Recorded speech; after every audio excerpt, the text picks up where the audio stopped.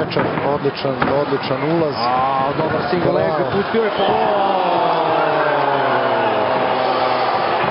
Nije baš lepa scena, Šta se sada desilo? Odličan nokaut. Hercegovački borac Amil Tutić proteklog vikenda nastupio je na Armada MMA eventu koji se održavao u Boru. Protivnik Tutiću bio je srbijanski borac Đorđe Ivičić, a meč je odlučen već u prvoj rundi. Ivičić je agresivno krenuo, pokušao pritisnuti Tutića uz kavez, ali onda je uslijedila fenomenalna kontra BH borca koji je jednim silovitim udarcem poslao protivnika na pod.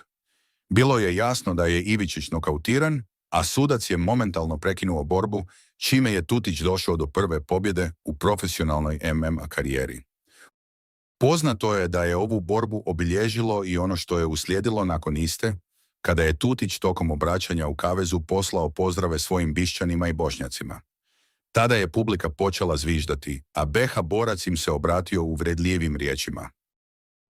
Samo hoću da kažem da nisam iznenađen sa ovim. Znao sam da će se ovo desiti. I želio bih samo da pozdravim sve svoje Bišćanje i moje Bošnjake koji gledaju ovo. Volim vas sve. I hvala publici. I jednu stvar hoću samo da kažem.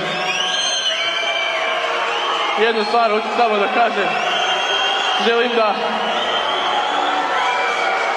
vi što zviždite. Pušite kurac i da kažem.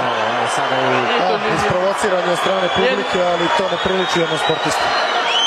Složit ću se sa tobom. Dame i gospodo, Amil